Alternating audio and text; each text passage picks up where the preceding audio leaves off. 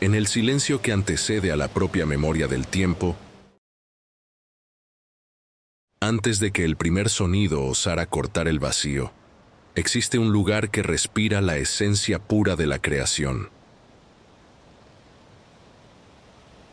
Un reino de blanco infinito y susurros ancestrales, donde el frío no es solo una medida de ausencia de calor, sino la presencia de una fuerza divina. Un escultor paciente que moldeó el alma misma del mundo. Este es un santuario de hielo y sombra, un testamento de la tenacidad de la vida, donde cada copo de nieve carga un secreto, y cada ráfaga de viento es un verso de un poema épico escrito por el Creador. Aquí, la tierra no grita su existencia. Medita en una quietud profunda, un estado de gracia congelado que desafía y purifica todo lo que osa habitarlo.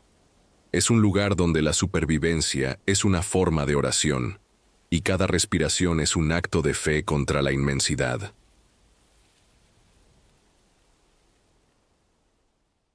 Le invitamos a despojarse del calor del mundo conocido, a silenciar la mente y a entrar con nosotros en este templo sagrado, para ser testigos no solo de la lucha por la vida, sino de su más profunda e inquebrantable celebración. Este viaje sagrado nos conecta, sin importar dónde estemos. Para sentir esta unión, comparta con nosotros en los comentarios desde dónde está viendo. Es un honor tener su compañía en esta expedición. Bienvenido a Siberia Salvaje, Secretos del Reino Congelado, documental fascinante.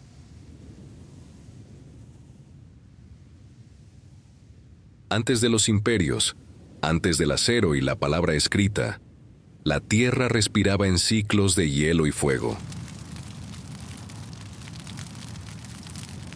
Y en su vasto pecho, una masa de tierra colosal, un continente dentro de un continente, se preparaba para un sueño profundo. Esta es Siberia en su génesis, un mundo siendo soñado por las fuerzas primordiales. Millones de años se despliegan como las páginas de un libro sagrado. Las placas tectónicas chocan en una danza lenta y titánica, irguiendo desde el fondo de los mares antiguos los cimientos de esta tierra.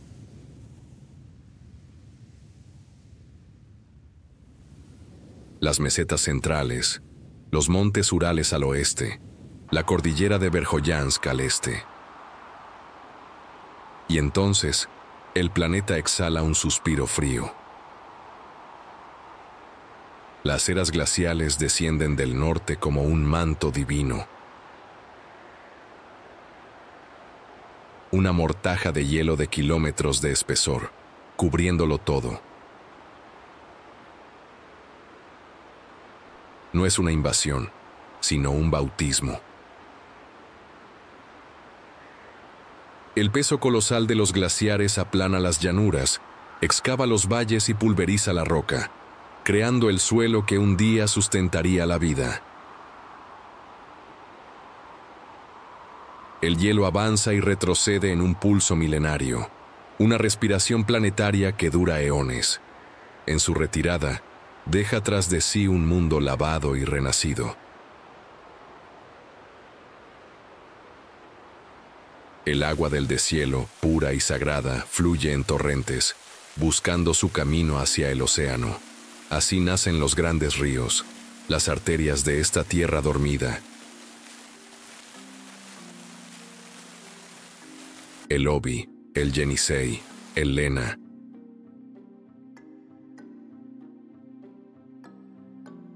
No son meros cursos de agua, son las venas por donde la vida comenzará a latir.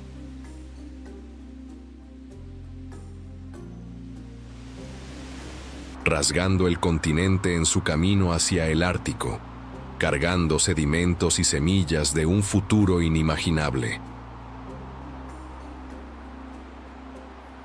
Pero el frío no abandona completamente su reino.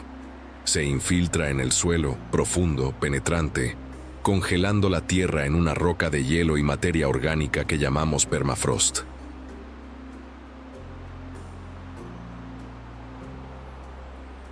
Este no es un suelo inerte, es un archivo, una biblioteca congelada que guarda en su seno los huesos de mamuts.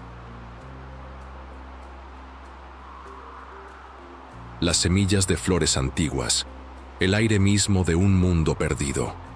El permafrost es la memoria de Siberia, el cimiento invisible sobre el cual todo lo que vive debe aprender a existir.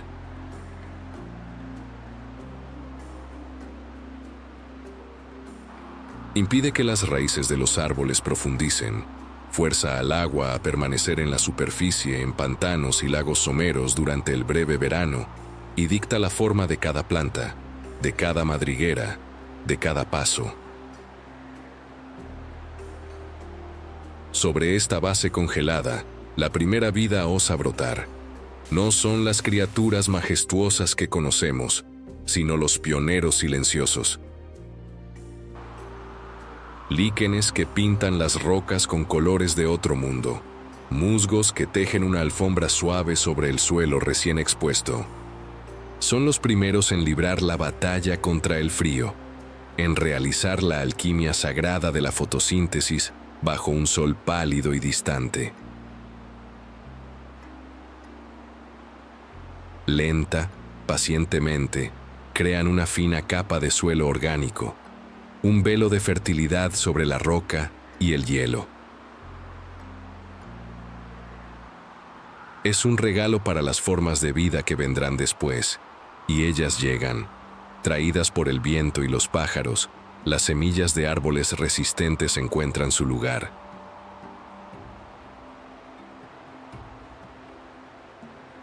El alerce, con su capacidad de despojarse de sus agujas en invierno, ahorrando energía preciosa. El pino, el abeto, el cedro siberiano, juntos se alzan, formando un bosque que se extiende por miles de kilómetros, un océano de verde oscuro y silencio. La taiga.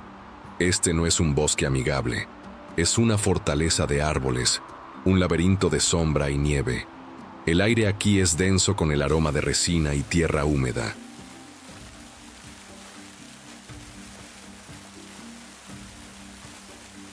El sonido es amortiguado por la nieve que se acumula en las ramas, creando un silencio catedralicio. La luz del sol lucha por penetrar el dosel, pintando el suelo del bosque con patrones de luz y oscuridad. La taiga es un mundo de verticalidad y persistencia, donde cada árbol es un monumento a la resistencia. Al norte, donde el frío se vuelve aún más absoluto y el permafrost más somero, la taiga cede. Los árboles se vuelven más dispersos, más pequeños, retorcidos por el viento implacable, hasta que desaparecen por completo.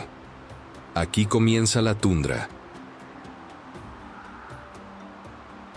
El paisaje se abre, vasto, ondulante, un lienzo aparentemente vacío que se extiende hasta el horizonte. Pero no está vacío.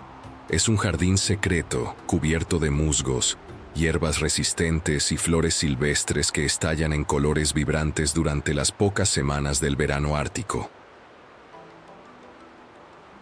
La tundra es el dominio del viento y de la luz horizontal. Es la piel de la tierra, expuesta y vulnerable, pero de una belleza austera y conmovedora. El clima que rige estos dos reinos es un déspota. El invierno no es una estación, es una condición de existencia que dura de 8 a 9 meses.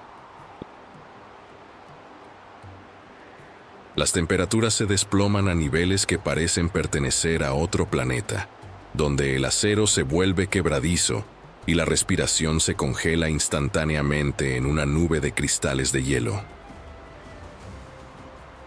El sol se convierte en un recuerdo, un disco pálido que roza el horizonte por pocas horas, o desaparece por completo en la noche polar.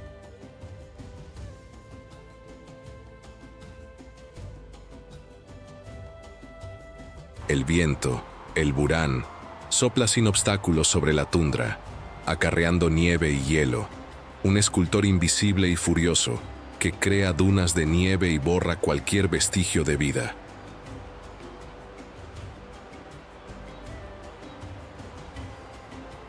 Y entonces, el milagro. La tierra se inclina y la luz regresa. El verano siberiano es una explosión febril, una carrera desesperada por la vida. En pocas semanas, el hielo se parte en los ríos con un sonido de trueno. La nieve se derrite, revelando la tierra dormida, y 1.000 millones de insectos emergen de los pantanos. Las plantas florecen, los animales despiertan de su larga hibernación, y los migrantes regresan de los cielos. Es un tiempo de abundancia y urgencia, donde cada momento de luz y calor debe ser aprovechado al máximo. Este es el escenario. Un mundo de extremos absolutos, forjado por el hielo, gobernado por el frío y bendecido por un breve y glorioso verano. Un reino de silencio y vastedad, de belleza primordial y peligro constante.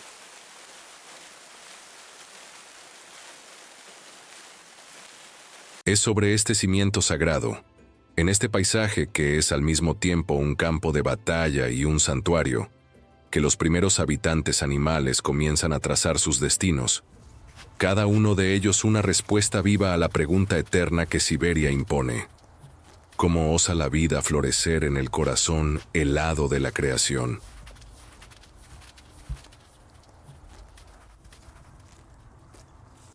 Las primeras formas de vida animal que se establecen son aquellas que pueden soportar el ciclo implacable. Vertebrados diminutos en el suelo, peces en los ríos que pueden sobrevivir bajo el hielo, e insectos que pueden entrar en un estado de animación suspendida. Son la base de la pirámide, el alimento para los que vendrán. Y luego, los herbívoros, renos, alces y el ancestral buey almizclero.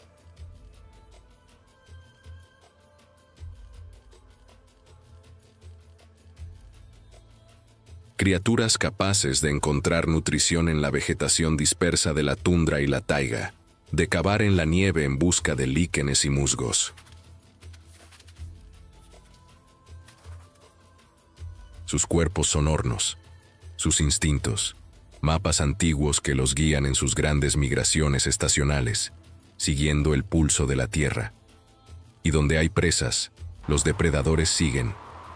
No llegan con furia, sino con la misma reverencia silenciosa del propio paisaje.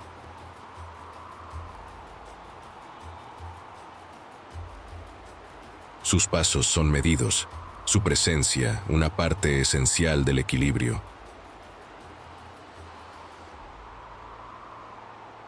Son la respuesta de la creación a la abundancia de los herbívoros, la fuerza que afila los instintos y garantiza que solo los más fuertes y adaptados sobrevivan para transmitir su herencia. Este mundo primordial no es un lugar de caos, sino de un orden profundo e invisible.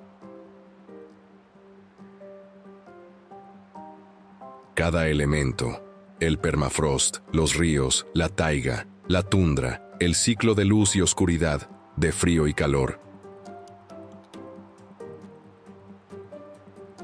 está interconectado, tejiendo un tapiz de complejidad inimaginable.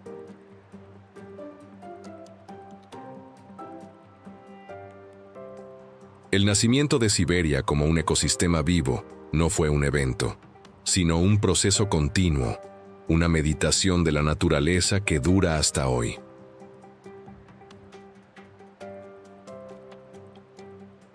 Cada montaña, cada río, cada árbol lleva en sí la memoria de esta génesis. Escuchar el silencio de Siberia es escuchar el eco de la creación. el susurro de un mundo que aún se está formando.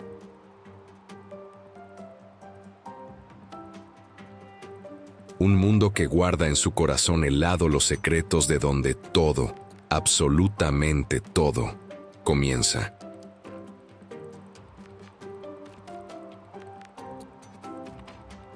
En el gran taller de la existencia, donde la vida se forja bajo la presión de condiciones extremas, Siberia sirve como el yunque más implacable.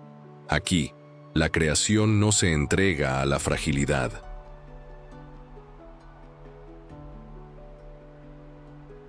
Esculpe obras maestras de ingeniería biológica, dotando a cada ser de las herramientas sagradas necesarias, no solo para soportar, sino para reinar sobre el dominio del hielo.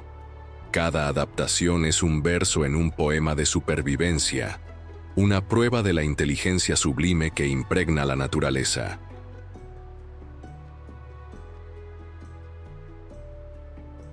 Observemos al maestro de la taiga, el tigre siberiano. No es solo un felino, es la encarnación del poder y el silencio del bosque. Su primera y más evidente herramienta es su manto. En invierno, su pelaje crece espeso y largo, una doble capa de protección. El subpelo denso y lanoso atrapa el aire, creando una barrera aislante casi impenetrable contra el frío cortante, mientras que los pelos externos, más largos y resistentes, repelen la nieve y la humedad.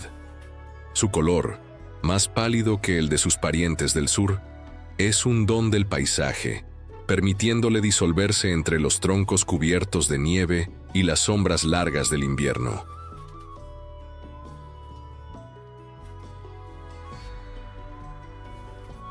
Pero la verdadera genialidad reside en sus patas. Son enormes, desproporcionadas, verdaderas raquetas de nieve que distribuyen su peso colosal, permitiéndole caminar sobre la nieve profunda con un esfuerzo mínimo y un silencio fantasmagórico.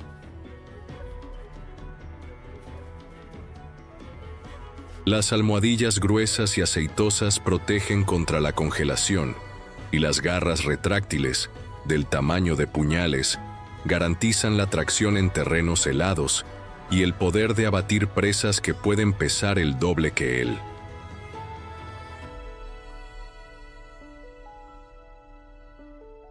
Bajo la piel, una capa de grasa subcutánea de hasta 5 centímetros de grosor en su lomo, y flanco sirve como un depósito de energía y un aislante final.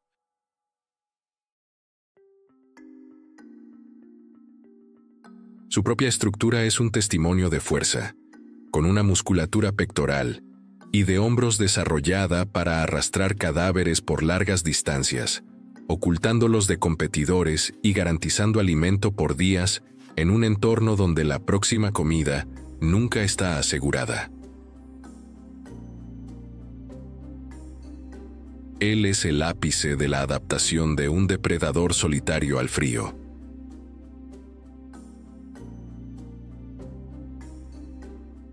En contraste, en la tundra abierta, donde la ocultación es escasa, la supervivencia exige una estrategia diferente.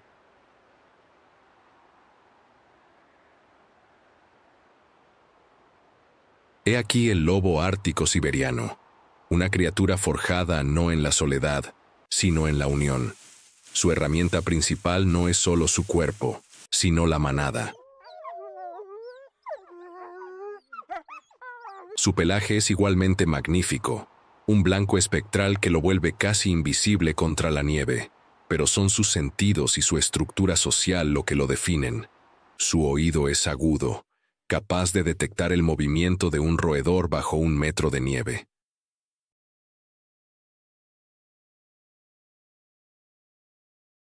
Su olfato lee el viento como un libro, contando la historia de presas lejanas y territorios de rivales.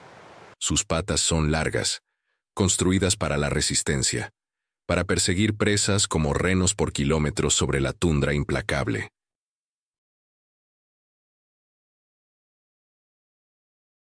La circulación en sus patas es una maravilla de la termorregulación. con un sistema de intercambio de calor a contracorriente, donde la sangre arterial caliente que desciende a las patas calienta la sangre venosa fría que asciende, minimizando la pérdida de calor hacia el suelo congelado.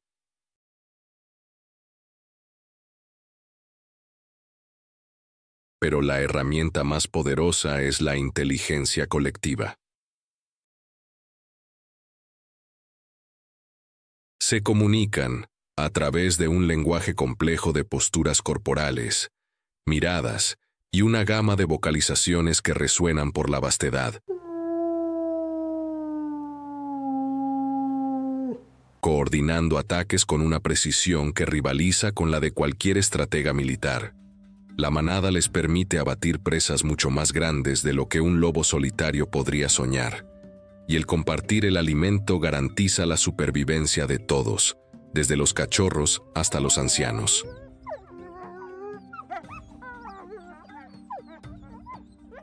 Son la prueba de que en Siberia, la unión es una de las más sagradas herramientas de supervivencia. Y luego, está el gigante que no teme ni al tigre ni al lobo, el oso pardo siberiano.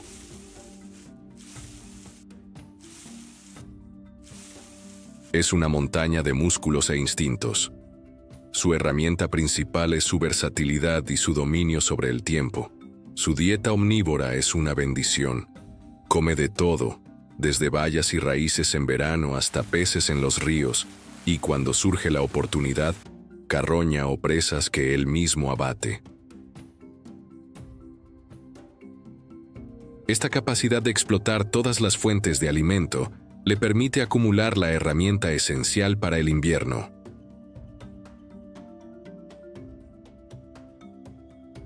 La grasa. Durante el final del verano y el otoño, un estado de hiperfagia lo consume y puede comer hasta 20 horas al día, acumulando una capa de grasa que puede alcanzar los 20 centímetros de espesor. Esta grasa es su combustible, su aislamiento, su vida.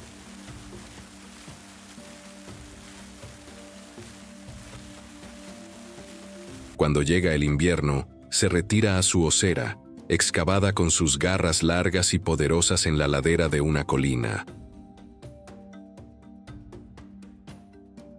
Y aquí, despliega su herramienta más misteriosa y profunda, la hibernación. Su corazón se ralentiza de 40 latidos por minuto a menos de 10. Su respiración se vuelve superficial. Su temperatura corporal desciende, pero, crucialmente, no defeca ni orina durante meses.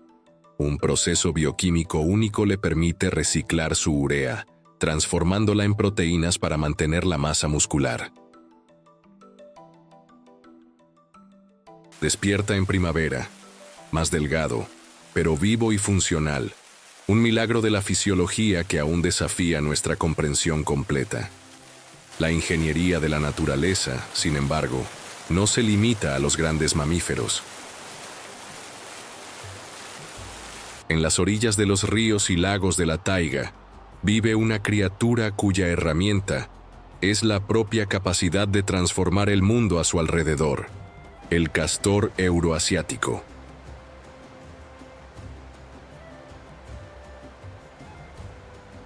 Es un arquitecto divino.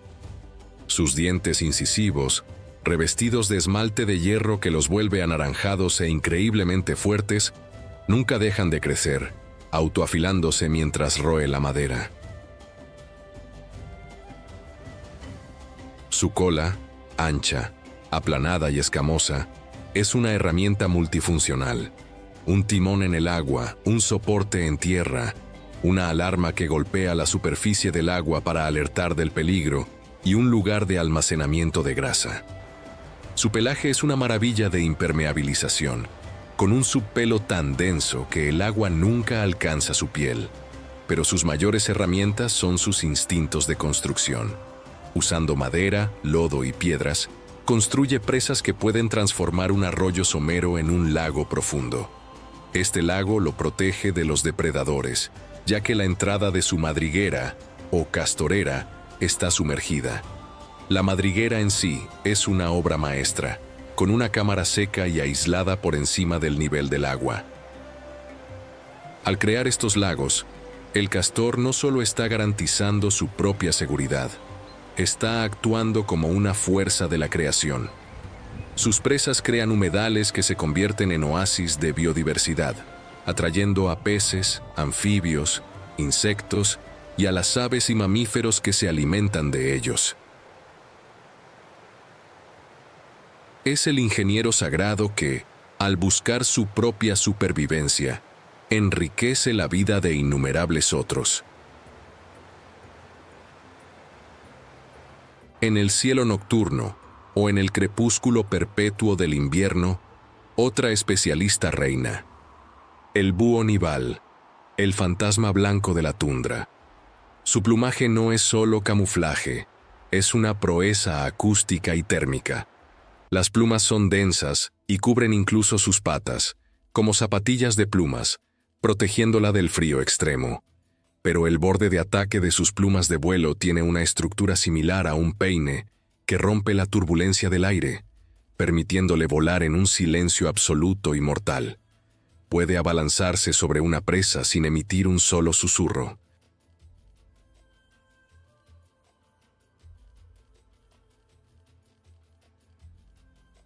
Sus ojos son enormes tubos fijos en su cráneo, lo que le otorga una visión binocular excepcional, especialmente en condiciones de poca luz. Para compensar la incapacidad de mover los ojos, su cuello posee 14 vértebras, el doble que un humano, lo que le permite girar la cabeza hasta 270 grados. Pero su herramienta de caza más refinada es su audición. Sus oídos son aberturas asimétricas en la cabeza, una más alta que la otra. Esta asimetría le permite triangular el origen de un sonido con una precisión increíble.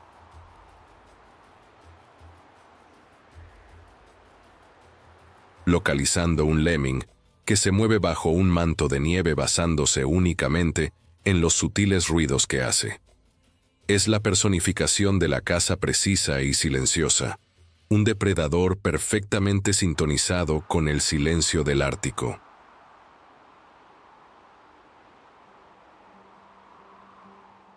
Finalmente, viajamos en el tiempo para encontrar a un superviviente de la era de hielo, el buey almizclero.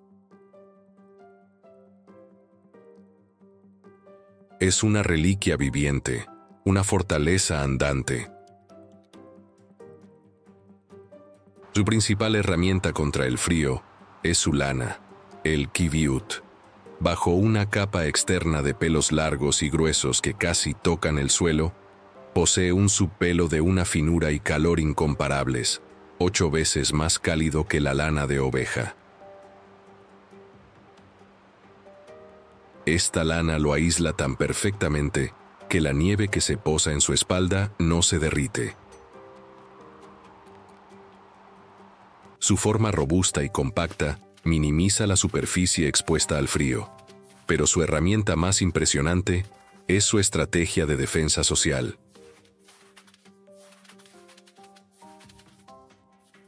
Cuando son amenazados por lobos, los bueyes almizcleros no huyen, forman un círculo o una línea, con los adultos mirando hacia afuera, presentando una pared impenetrable de cuernos afilados y cabezas macizas.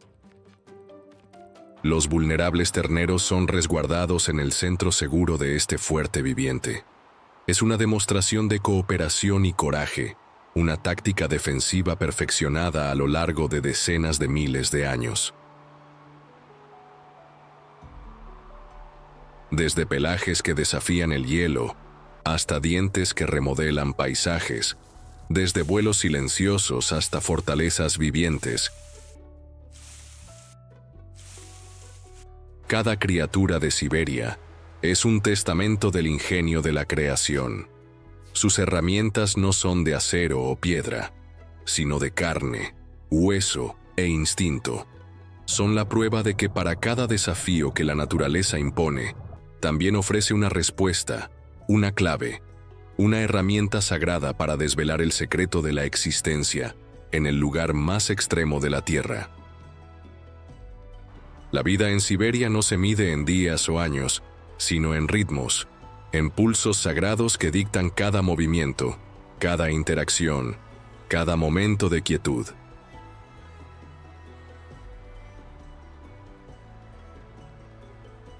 Es una danza coreografiada por el ciclo implacable de la luz y la oscuridad, del deshielo y la congelación.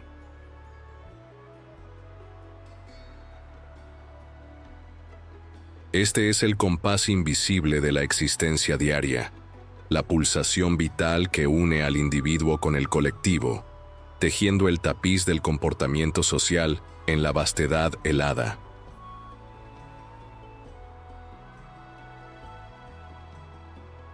El viaje del tigre siberiano es una sinfonía de soledad y dominio. Su pulso es lento, deliberado. Al amanecer y al atardecer, las horas crepusculares, el bosque lo ve moverse. No patrulla su territorio. Lo recorre como un monarca inspeccionando sus dominios. Un territorio que puede extenderse por más de 1000 kilómetros cuadrados. Un área mayor que muchas ciudades humanas. Cada paso es una afirmación de posesión.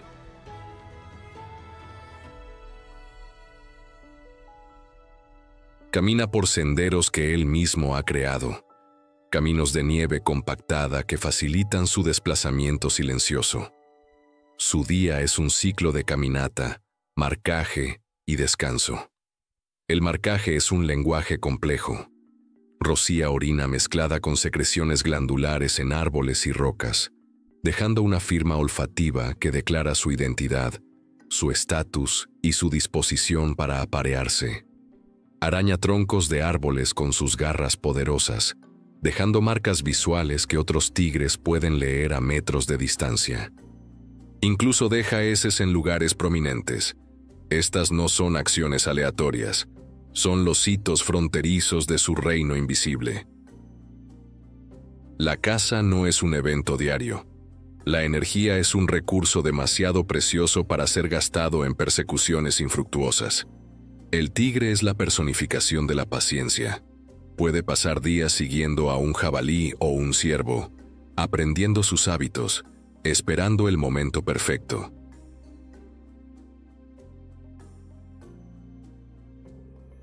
La aproximación es una meditación en movimiento.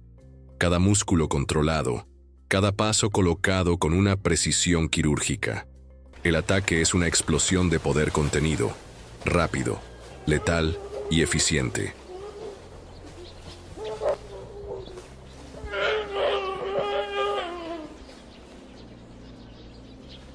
Tras una caza exitosa, el ritmo cambia. Arrastra el cadáver a un lugar aislado y se alimenta durante días, guardando su presa con una ferocidad silenciosa. Entre comidas, descansa, conserva energía, un gigante dormido en el corazón de su bosque. Su pulso es la esencia misma de la autosuficiencia.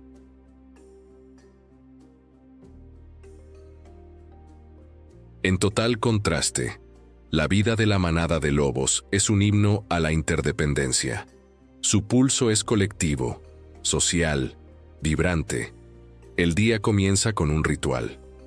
Al despertar, los miembros de la manada se saludan en una exhibición de lametones, meneos de cola y posturas sumisas que reafirman los lazos sociales y la jerarquía. La pareja alfa, el corazón de la manada, lidera la ceremonia. Esta cohesión es su mayor fortaleza. Antes de una cacería, hay una energía palpable, una excitación que recorre el grupo. Se reúnen, se tocan los hocicos y luego, a menudo, levantan sus cabezas al cielo y aúllan. Este no es un sonido de melancolía, es una llamada a las armas, una declaración de unidad y propósito que fortalece sus lazos y resuena por su territorio.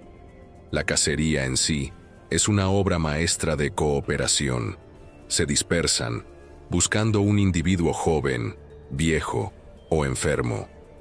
La comunicación es sutil. Un cambio de postura, el movimiento de una oreja. Algunos lobos pueden iniciar la persecución, mientras que otros corren en paralelo, esperando para interceptar a la presa o turnarse en el liderazgo, conservando la energía del grupo. Explotan el terreno, usando crestas y valles para esconderse y emboscar. El éxito de la caza beneficia a todos. El cadáver es compartido, aunque la jerarquía dicta quién come primero. Los cachorros son alimentados con carne regurgitada por los adultos.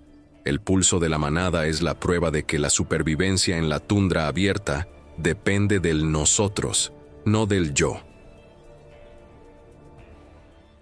El pulso del oso pardo siberiano se rige por un calendario interno, un reloj biológico afinado con las estaciones. En primavera, tras emerger de la hibernación, su ritmo es frenético. Hambriento, busca cualquier fuente de alimento. Cadáveres de animales que no sobrevivieron al invierno, las primeras hierbas verdes, raíces. Su día es una búsqueda incesante de calorías.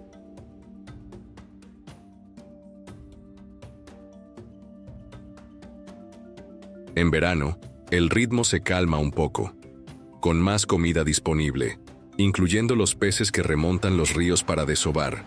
Se le puede ver patrullando las orillas, usando sus garras como un arpón, o su boca para atrapar salmones en pleno vuelo. Es un tiempo de relativa abundancia.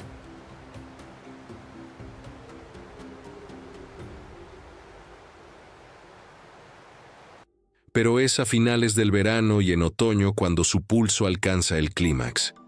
La hiperfagia lo domina, se mueve por el bosque y la tundra en una misión única: comer. Su enfoque es total. Devora piñas, nueces de cedro y se atiborra de bayas que pintan el paisaje.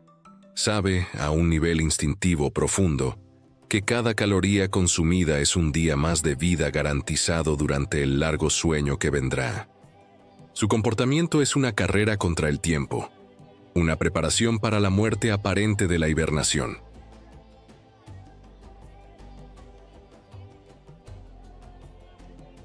Para el castor, el pulso de la vida diaria está sintonizado con el agua y la madera. Predominantemente nocturno, emerge de su madriguera al atardecer.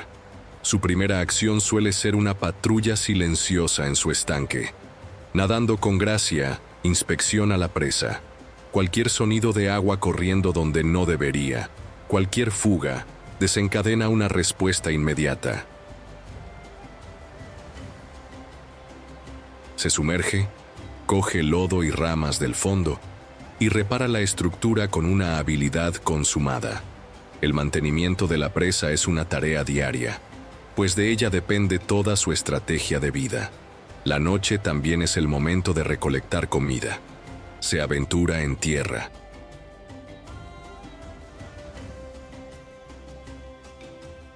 Pero rara vez se aleja mucho de la seguridad del agua. Derriba árboles, cortándolos en longitudes manejables y arrastrándolos al estanque. Parte de la madera sirve para reforzar la madriguera y la presa.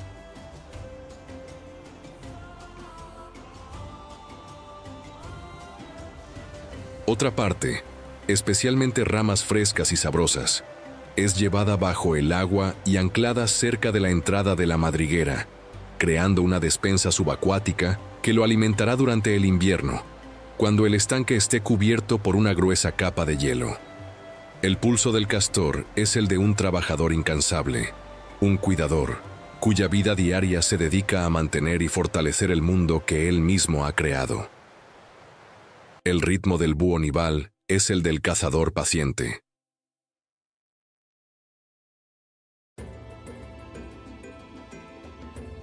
Activo durante las largas horas de crepúsculo del invierno o las 24 horas de luz del verano ártico, su vida es una alternancia entre largos períodos de quietud y breves momentos de acción explosiva.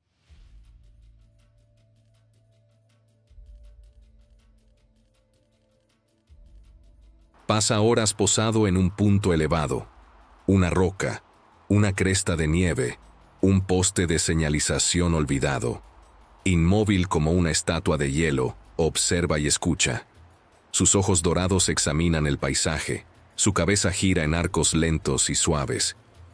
No está descansando, Está cazando con todo su ser, conservando cada gota de energía. Su pulso es casi imperceptible. Entonces, detecta algo. Un sonido, un movimiento. El ritmo cambia instantáneamente. Se lanza desde su percha en un vuelo silencioso y directo. El picado es rápido. Las garras se extienden en el último momento. Si tiene éxito, generalmente engulle presas pequeñas enteras. El pulso regresa entonces a la quietud, a la vigilancia. Es un ciclo de paciencia infinita y eficiencia letal, perfectamente adaptado a un mundo donde la presa es pequeña, esquiva y a menudo oculta. Para el buey almizclero, el pulso es lento, meditativo y comunal. Sus días transcurren en un movimiento lento y constante por la tundra. Pastan, arrancando hierbas y juncos con una eficiencia tranquila. No se apresuran. Su estrategia es conservar energía en todas sus acciones.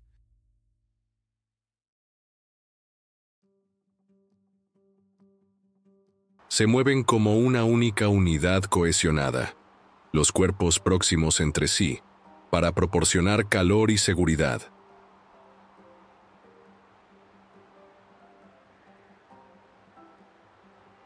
El ritmo de pastoreo es interrumpido por largos períodos de descanso, durante los cuales se acuestan, a menudo en un lugar resguardado del viento, y rumian. La rumia, el proceso de regurgitar y masticar de nuevo el alimento, es esencial para extraer el máximo de nutrientes de la pobre vegetación de la tundra.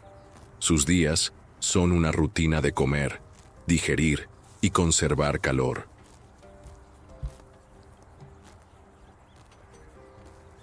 Ni siquiera el peligro acelera drásticamente su pulso. En lugar de una huida en pánico, la amenaza de los lobos desencadena una respuesta tranquila y coreografiada: la formación del círculo defensivo. El ritmo cambia de un movimiento lento a una quietud defensiva y formidable.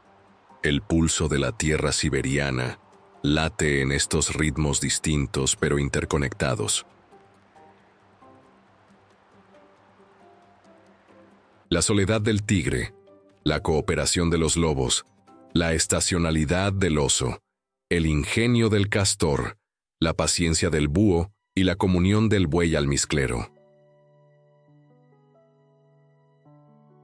Juntos, forman la gran orquesta de la vida diaria, una sinfonía de comportamiento e instinto que resuena a través de la vastedad, un testimonio del orden profundo que gobierna el corazón helado del planeta.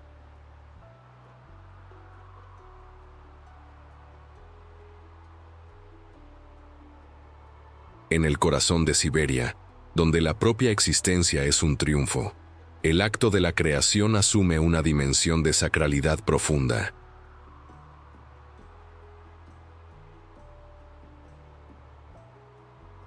La continuidad de la vida no es un hecho, sino una llama frágil que debe ser protegida con una ferocidad y una ternura que desafían el frío más implacable.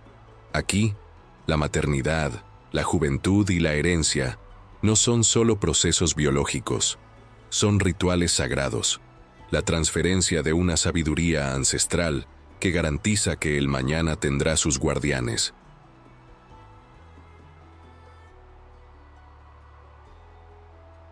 Para la tigresa siberiana, la maternidad es un retiro al secreto.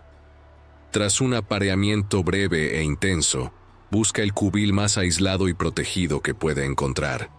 Una cueva rocosa, el espacio bajo un árbol caído, una densa maraña de vegetación. Allí, sola, da a luz a 2 o 4 cachorros, ciegos, indefensos y que pesan poco más de 1 kilo. Son la personificación de la vulnerabilidad en un mundo de gigantes.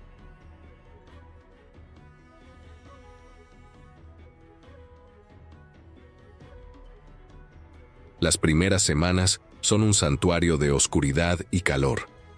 La madre rara vez los deja. Su cuerpo un horno constante, su leche la única fuente de sustento. Los lame incesantemente, limpiándolos y estimulando su circulación. Su gruñido bajo y gutural es el primer sonido que conocen, una vibración de protección que llena su pequeño mundo. Cuando abren los ojos, comienzan a explorar los límites del cubil, sus patas torpes tropezando entre sí en juegos que son, en realidad, los primeros entrenamientos de combate. A los 3 meses, la educación comienza en serio.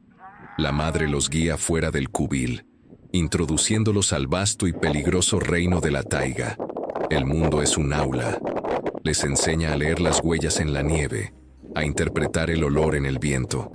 Los acerca a sus cacerías, permitiéndoles observar su técnica de emboscada y derribo. Más tarde, traerá presas heridas para que puedan practicar el golpe fatal. Es una educación larga y ardua, que dura casi 2 años. Durante todo este tiempo, ella es su única proveedora y protectora.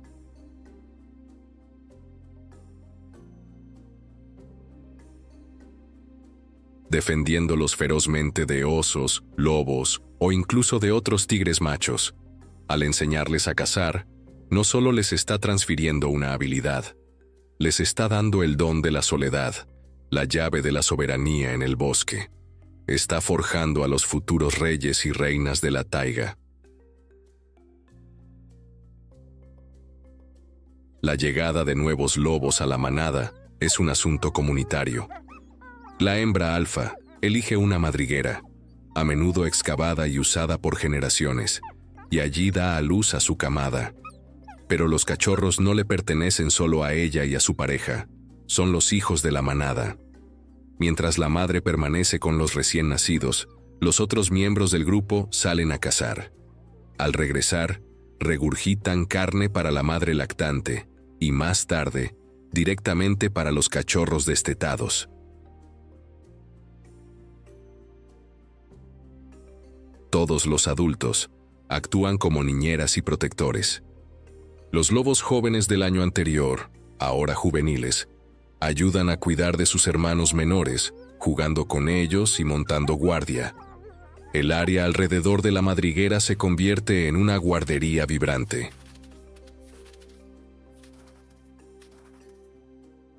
Los juegos de los cachorros son cruciales. Establecen la jerarquía que definirá sus posiciones en la manada de por vida.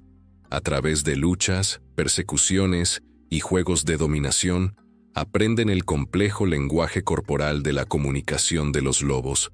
Aprenden a cooperar, a ceder y a liderar. Cuando tienen edad suficiente, comienzan a seguir a los adultos en las cacerías, observando desde los márgenes, aprendiendo por la vista y el ejemplo las complejas estrategias de caza cooperativa.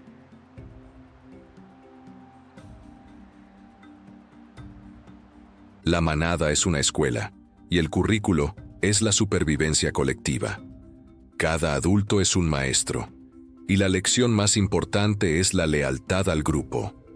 La herencia aquí no es el territorio, sino la propia manada, la unidad social que garantiza la vida en la tundra abierta.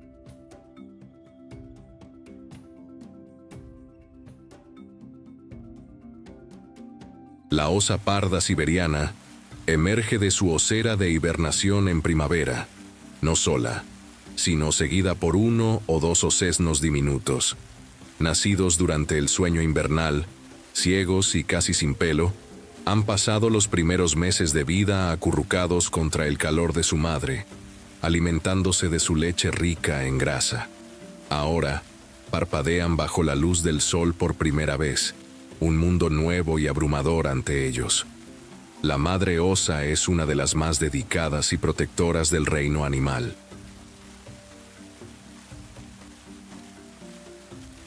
Sus osesnos son curiosos y juguetones, pero increíblemente vulnerables. La mayor amenaza, irónicamente, proviene de su propia especie, los osos machos adultos, que pueden matar a los cachorros para llevar a la hembra al celo de nuevo.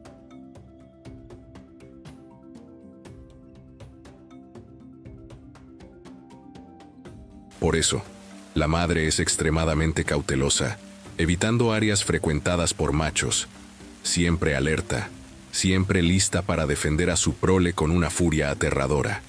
Su educación es práctica.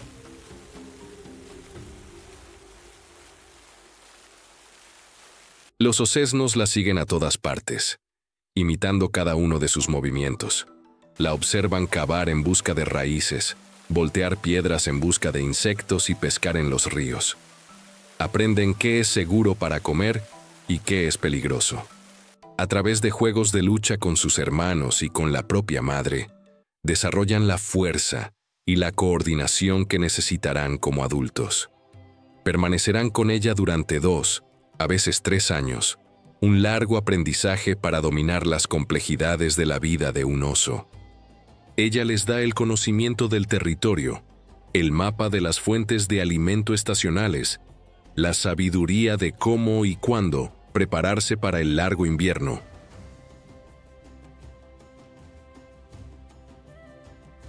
Es un legado de conocimiento práctico, una enciclopedia de supervivencia transmitida de una generación a otra.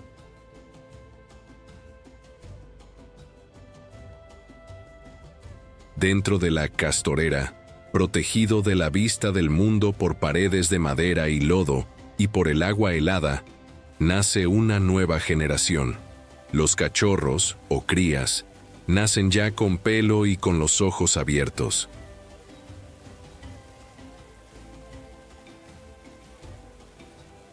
En pocas horas ya pueden nadar.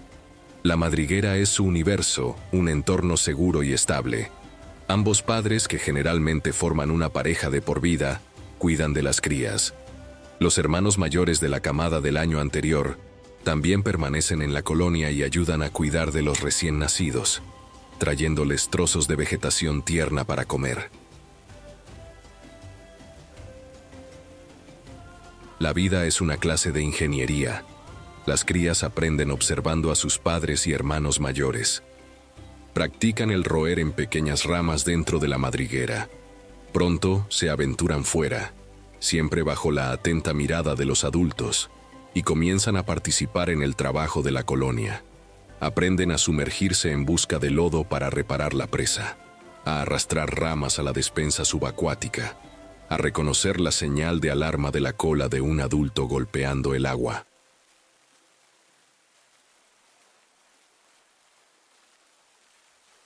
La herencia que reciben es la propia estructura que habitan, la presa, el lago, la madriguera y, más importante, el conocimiento instintivo y aprendido de cómo construir y mantener ese mundo. Son los aprendices de un linaje de arquitectos sagrados.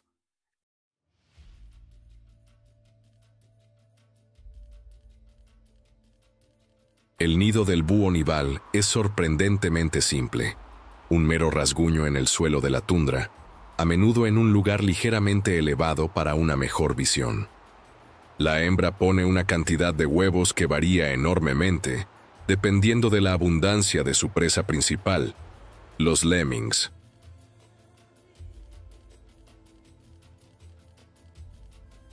En años de pocos lemmings, puede que no anide.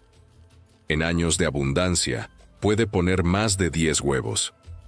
Es una estrategia directamente ligada al pulso de la tierra. Mientras la hembra incuba los huevos, el macho es el único proveedor. Caza incesantemente, trayendo lemmings a la hembra en el nido. Su habilidad para cazar determina el éxito de la nidada. Tras la eclosión, los polluelos están cubiertos de un plumón blanco. La madre los despedaza en pequeños trozos, alimentándolos con cuidado.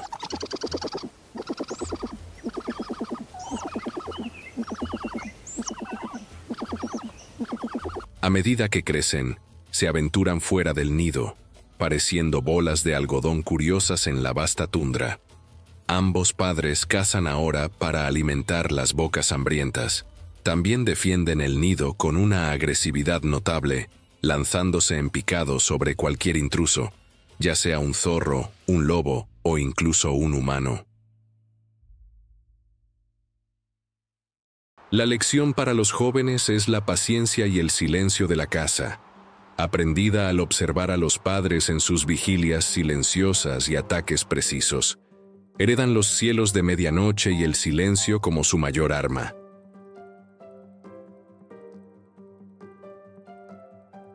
El nacimiento de un ternero de buey almizclero es un evento que reafirma la fuerza de la comunidad. La hembra da a luz en medio de la manada. En cuestión de horas, el ternero está de pie, tembloroso, pero capaz de seguir a la madre.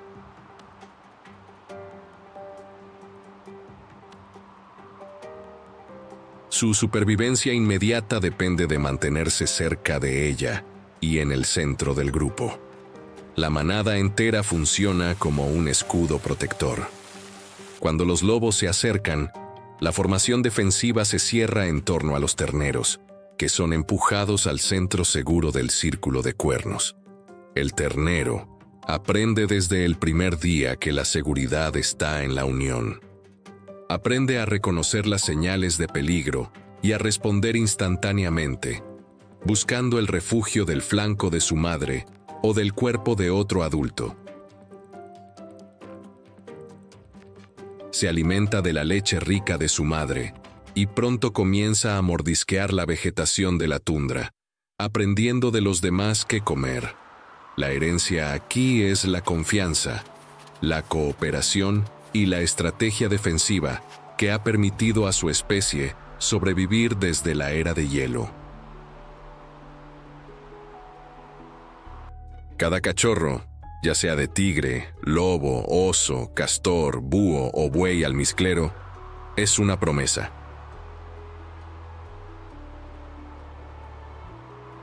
Es la prueba de que incluso en el lugar más frío e implacable, el calor de la maternidad, la fuerza de la comunidad y la sabiduría de la herencia tejen un hilo inquebrantable de continuidad. Son los hijos del mañana, llevando en sus instintos y en su sangre el alma inmortal de Siberia. La vida en Siberia es un lienzo pintado con los blancos más puros y los verdes más vibrantes. Pero entre estos momentos de belleza austera, el paisaje se transforma en un campo de batalla. No una batalla de malicia, sino la lucha elemental y cíclica de la existencia contra las fuerzas abrumadoras de la propia naturaleza. Son los tiempos de prueba, los crisoles donde se forja la resiliencia.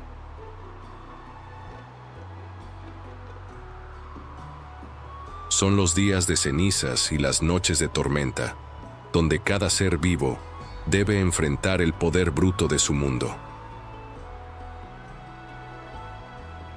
El invierno no llega, conquista. La transición del otoño febril al dominio del hielo es una rendición silenciosa. La temperatura se desploma, y la primera señal de la gran prueba es la nieve. Al principio, es una bendición, un manto que aísla el suelo y a las pequeñas criaturas que viven en él, pero sigue cayendo, implacable, día tras día, hasta que el mundo se ahoga en blanco. La nieve, antes suave, se convierte en una barrera.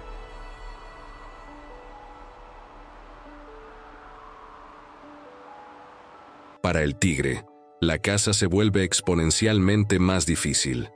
Sus presas, los ciervos y jabalíes, luchan por moverse en la nieve profunda, volviéndose más lentos, pero también más difíciles de encontrar, ya que se refugian en áreas de bosque denso.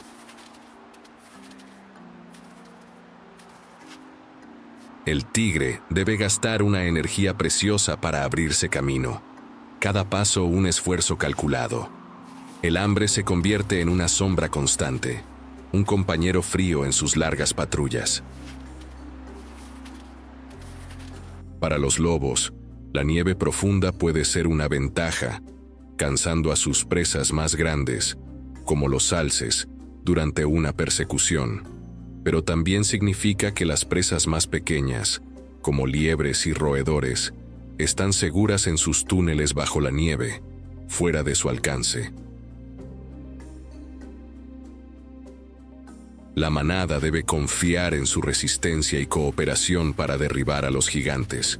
Una apuesta arriesgada que puede resultar en heridas graves o la muerte para un miembro del grupo.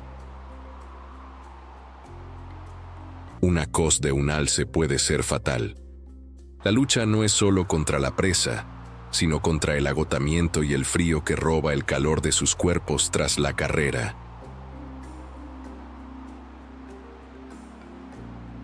Y entonces llega el viento, el burán.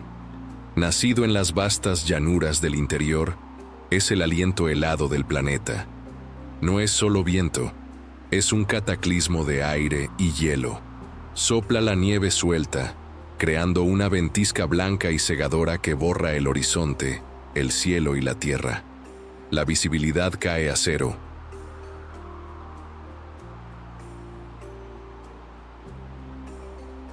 La navegación, incluso para los animales más experimentados, se vuelve imposible.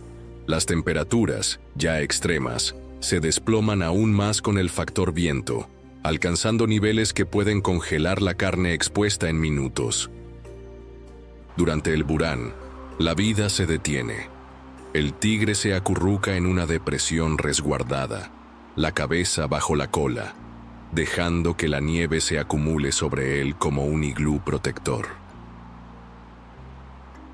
La manada de lobos se apiña, compartiendo el calor corporal, los cuerpos externos sufriendo el impacto de la tormenta para proteger a los que están en el centro.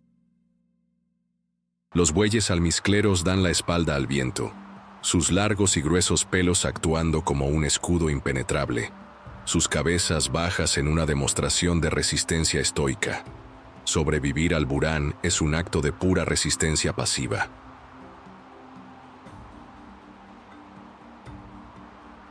La sequía del invierno es una contradicción cruel. El mundo está hecho de agua congelada, pero el agua líquida es el bien más preciado y raro. Los ríos y lagos están sellados bajo capas de hielo que pueden tener más de 1 metro de espesor. Los animales deben comer nieve para hidratarse, un acto que roba un calor corporal precioso, forzando al cuerpo a gastar energía para derretir el hielo. La búsqueda de comida se convierte en una búsqueda desesperada de energía.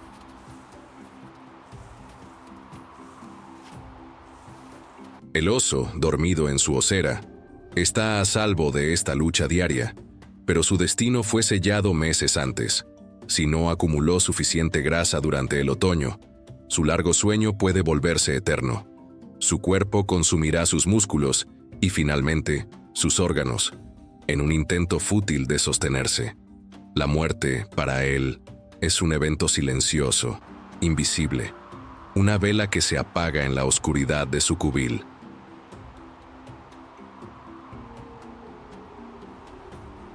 Cuando la primavera finalmente llega, trae consigo su propio conjunto de peligros.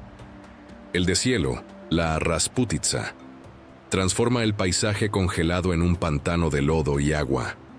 Los ríos, ahogados por el hielo, se hinchan con el agua del deshielo.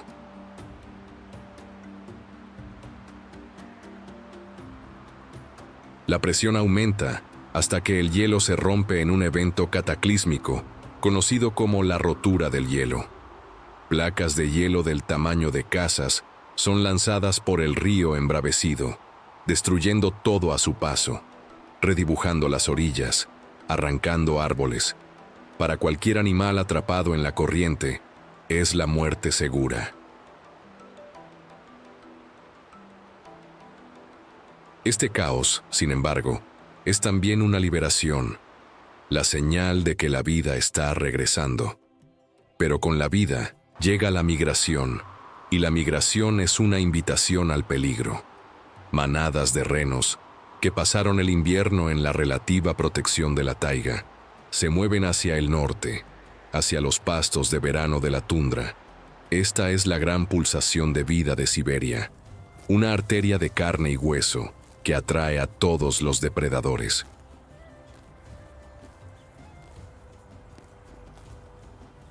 Las manadas de lobos siguen a los rebaños, su fuente de alimento en movimiento.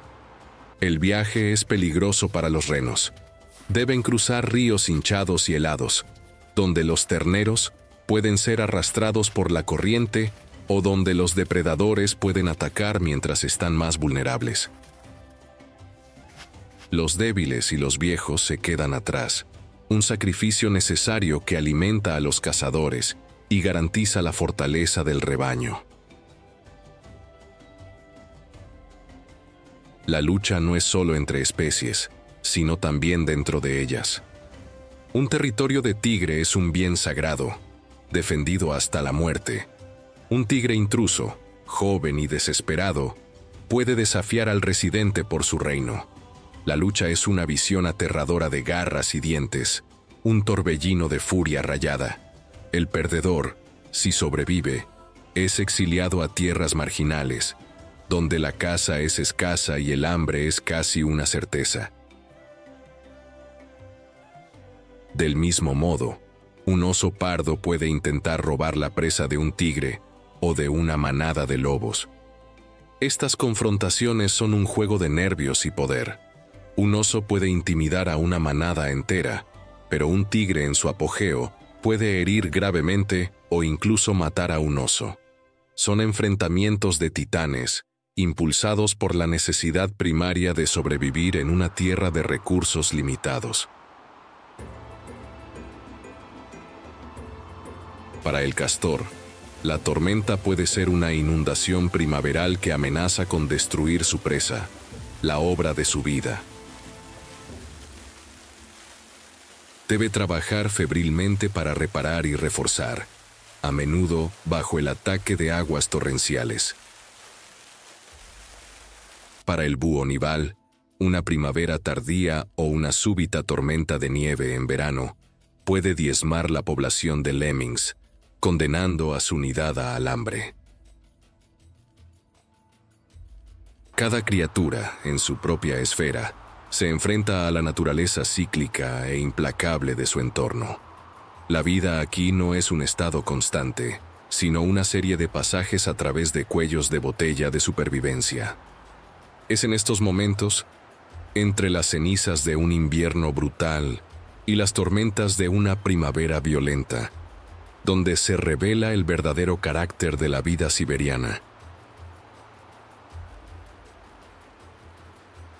No es la fuerza bruta lo que garantiza la supervivencia, sino la resiliencia, la capacidad de doblegarse ante la tormenta y volver a levantarse, la sabiduría instintiva de saber cuándo luchar, cuándo huir y cuándo simplemente soportar en silencio.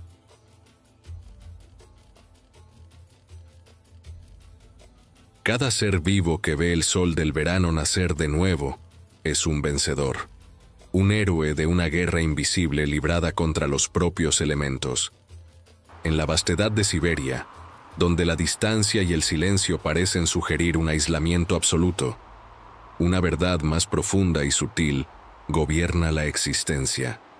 Ninguna criatura es una isla. Cada ser, desde el depredador más poderoso hasta el ingeniero más humilde, está conectado por un hilo invisible de interdependencia. Esta es la red ecológica, la sinfonía silenciosa de la creación, donde el destino de uno está inextricablemente ligado al destino de todos. La relación entre el tigre siberiano y sus presas es el ejemplo más visceral de este hilo. La cacería no es un acto de crueldad, sino de regulación divina. Al perseguir manadas de ciervos, corzos y jabalíes, el tigre, con su instinto infalible, selecciona a los individuos más lentos, más viejos, enfermos o menos atentos. Este acto de depredación, aparentemente brutal, es un servicio sagrado para la salud del rebaño. Elimina los genes más débiles de la población, garantizando que solo los animales más fuertes, rápidos y alertas sobrevivan para reproducirse. El tigre es el escultor de la excelencia genética de sus presas, pero el hilo se extiende en ambas direcciones. La salud de la población de tigres depende enteramente de la salud y abundancia de sus presas.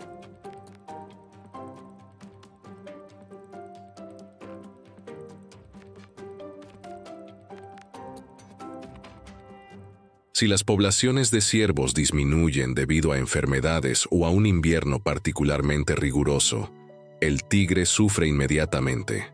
Su tasa de éxito en la caza cae, el hambre se instala y la reproducción puede cesar por completo.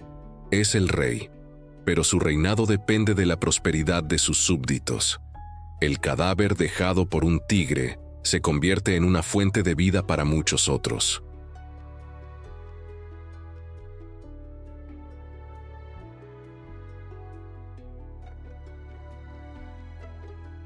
Cuervos y grajos, los centinelas del bosque, suelen ser los primeros en llegar, sus graznidos estridentes anunciando el banquete.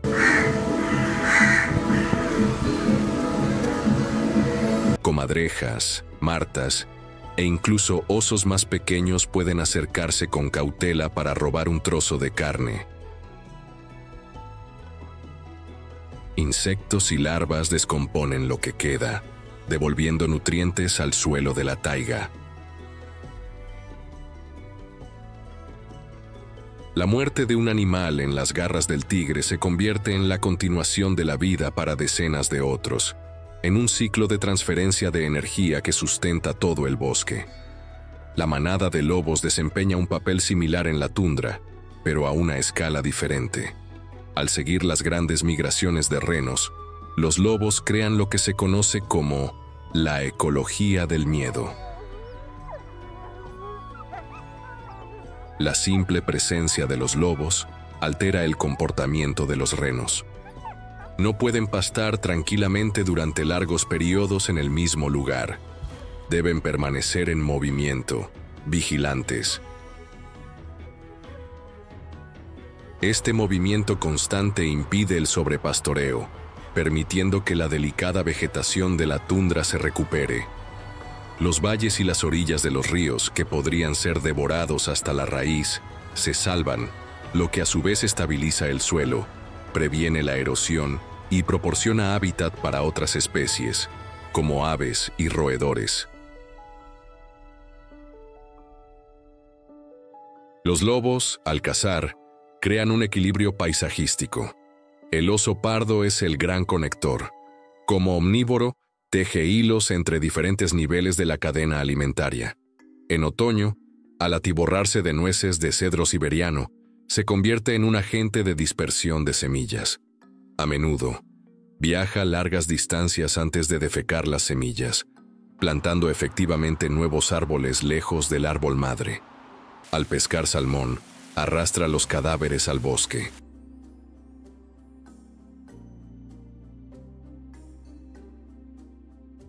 El nitrógeno y el fósforo del océano, contenidos en el cuerpo del salmón, se transfieren así al ecosistema terrestre, fertilizando el suelo y alimentando el crecimiento de los árboles que bordean los ríos.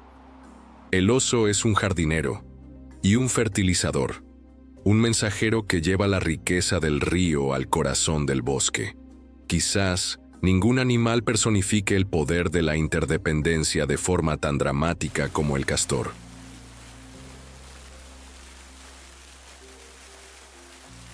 No solo vive en su entorno, lo crea. La construcción de una sola presa de castor desencadena una cascada de efectos ecológicos. El arroyo, que antes corría rápido y frío, se transforma en un lago tranquilo y más cálido. Este cambio en las condiciones del agua permite que florezca una nueva comunidad de plantas acuáticas. Insectos acuáticos como libélulas y escarabajos de agua colonizan el nuevo hábitat. Esta explosión de vida de insectos atrae a una miríada de aves, como patos y martines pescadores.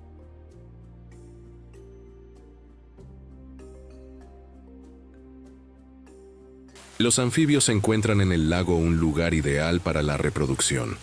Los peces, que antes luchaban en la corriente, ahora prosperan en las aguas más tranquilas y ricas en nutrientes. El lago del Castor se convierte en un oasis, un punto de encuentro para la vida. La propia presa y los humedales que crea funcionan como un filtro natural, purificando el agua y regulando el flujo del río, lo que puede mitigar los efectos de sequías e inundaciones aguas abajo.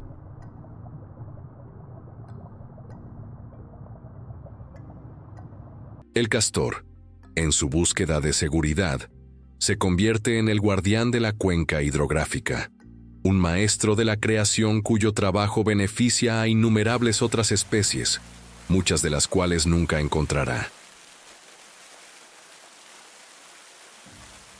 La relación entre el búho nival y el lemming es uno de los ciclos de pulso más dramáticos del Ártico.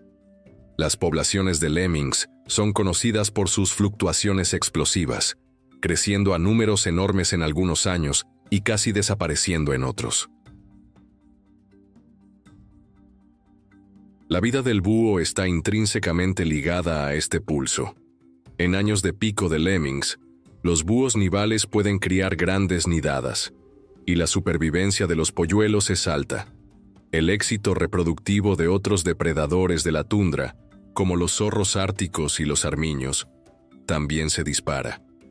Pero cuando la población de lemmings colapsa, el efecto cascada es inmediato y severo. Los búhos nivales pueden no reproducirse o abandonar sus nidos.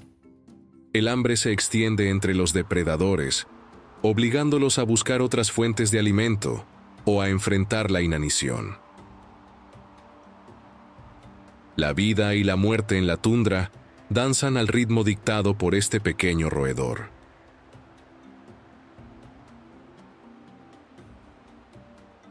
El buey almizclero, con su pastoreo lento y su defensa comunal, también moldea su mundo. Su pastoreo selectivo influye en la composición de las especies de plantas en la tundra. Al defecar, devuelve nutrientes esenciales al suelo pobre en nutrientes. Cuando la manada se defiende de los lobos, compactan la nieve, creando áreas que, en primavera, se derriten más rápido, exponiendo la vegetación antes para otros herbívoros. Su propia existencia es un vínculo con un pasado distante, una conexión viva con el ecosistema de la era de hielo, cuyas lecciones de interdependencia lleva en su sangre.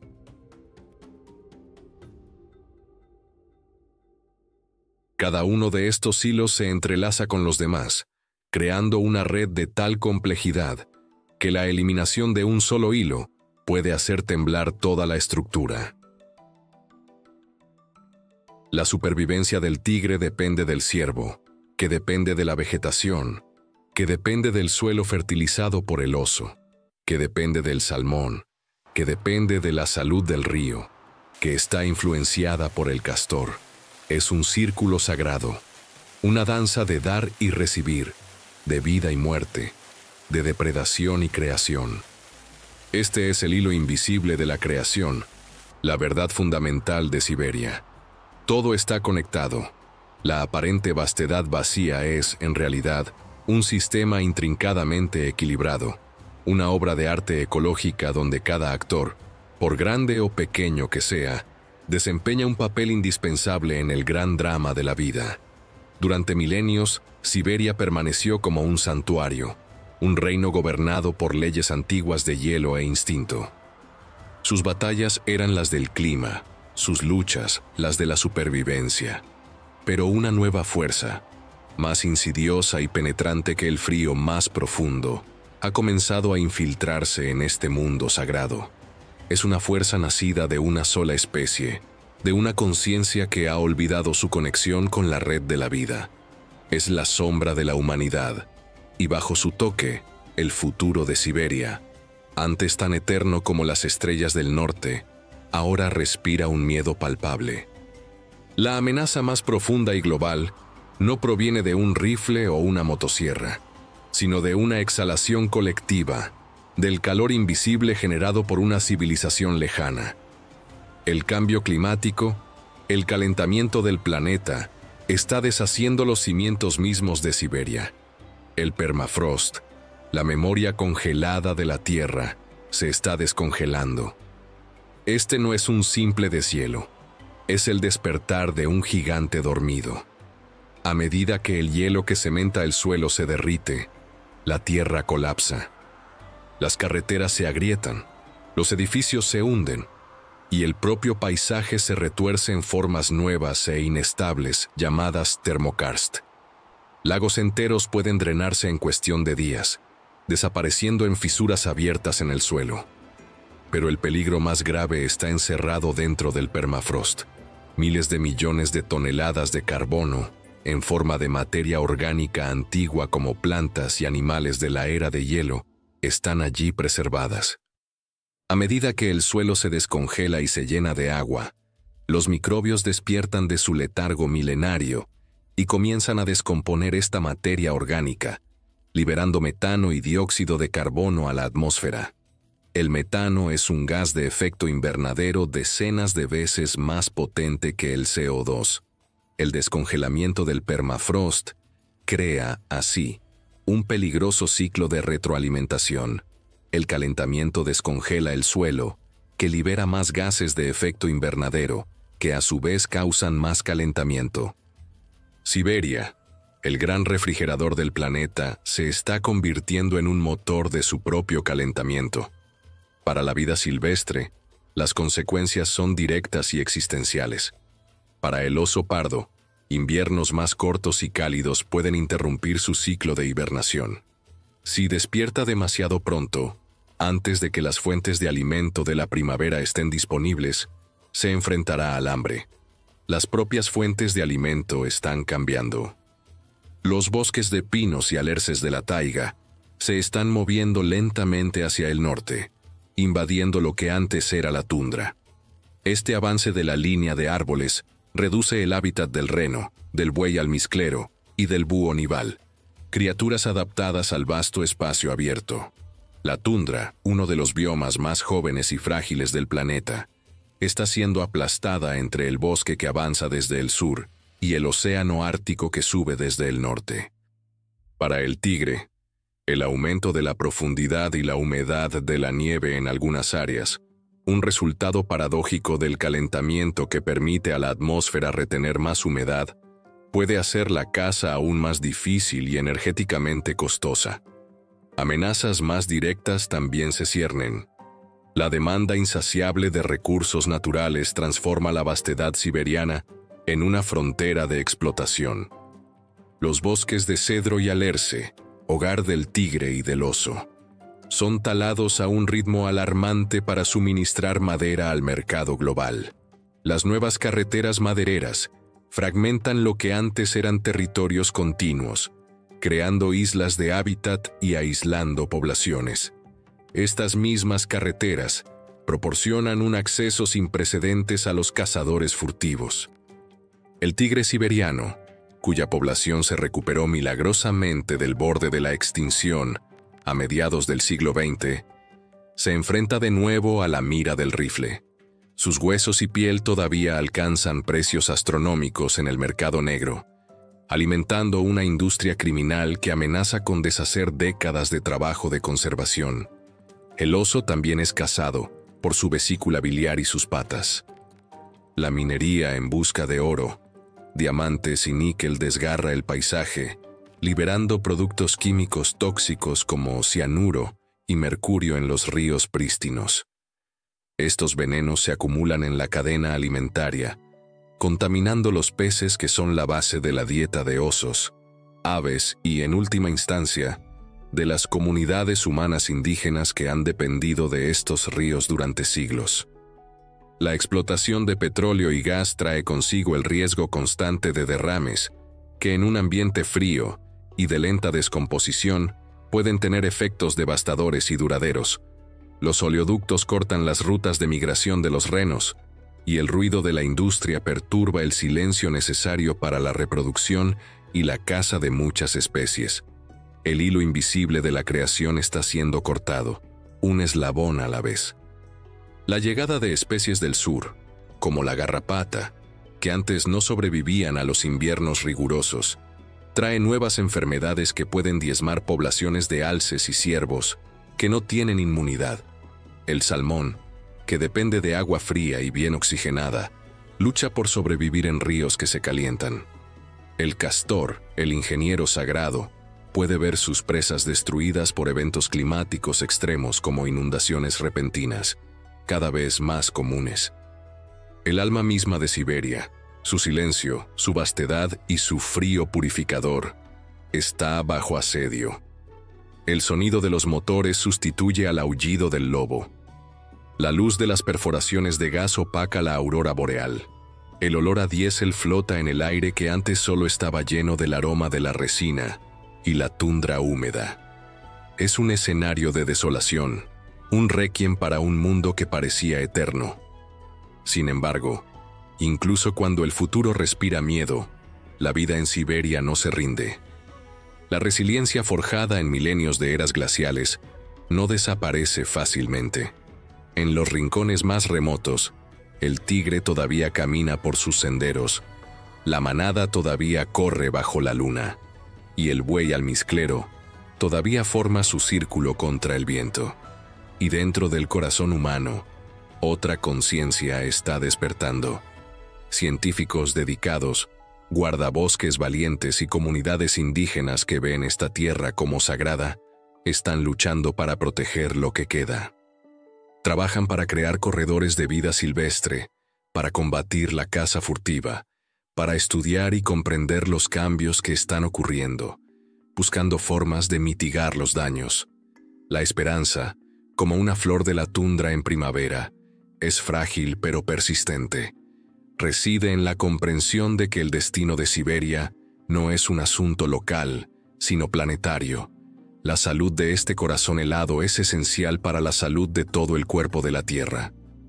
La pregunta que se cierne sobre los bosques de taiga y las llanuras de la tundra es si la humanidad despertará a tiempo a su responsabilidad, si reconocerá la santidad de esta creación y actuará no como un conquistador, sino como un guardián.